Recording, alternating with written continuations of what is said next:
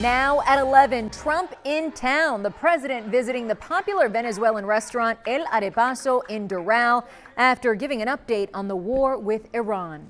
And it's going to be ended soon, and if it starts up again, they'll be hit even harder.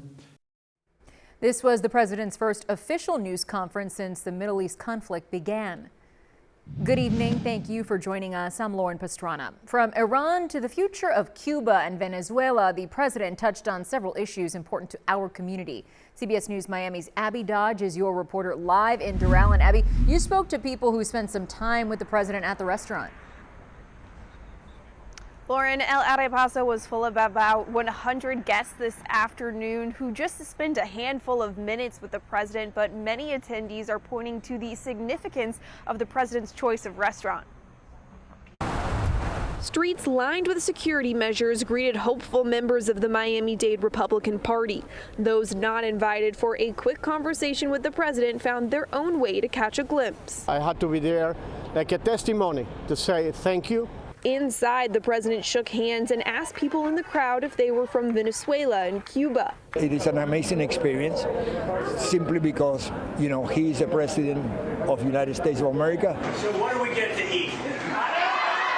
With just enough time to pick up a to-go order, the president touted the work of Secretary of State Marco Rubio while speaking with the co-owner of El Paso, Maximo Alvarez. He knows that Doral is loaded with Venezuelans, with Cubans, really with people from Central and South America. And once again, he wants to show us how much he supports all of us. After the capture of former Venezuelan leader Nicolas Maduro, El Paso was a hub for celebrations. Venezuelan Americans gathered to show their support for the administration. There's a lot of support for him in this community. I mean, I think he's been a man of his word, and that's something that a lot of people value. Many presidents have said that they're going to do certain things, and they don't do it. While most of the president's speech before his stop was focused on the war in Iran, he briefly spoke about the state of Venezuelan oil. Trump says 100 million barrels of oil are currently being refined in Houston, with another 100 million on the way. It's like a partnership. We're getting along so well with them.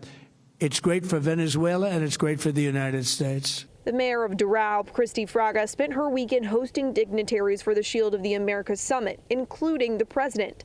At a small impromptu dinner, Fraga says she spoke with the president about Miami being on the world stage. We did discuss a lot of great things happening in this community, particularly G20 coming at the end of the year. So there's a lot of exciting things to prepare for and the expectations of that. And some of the people who met with the president today spoke with me saying that they hope to advocate for the release of political prisoners in Venezuela or to push for intervention in Cuba. The president only spent about 5 minutes inside of El Paso today, so any conversations were extremely brief. Live from Doral, Abby Dodge, CBS News, Miami.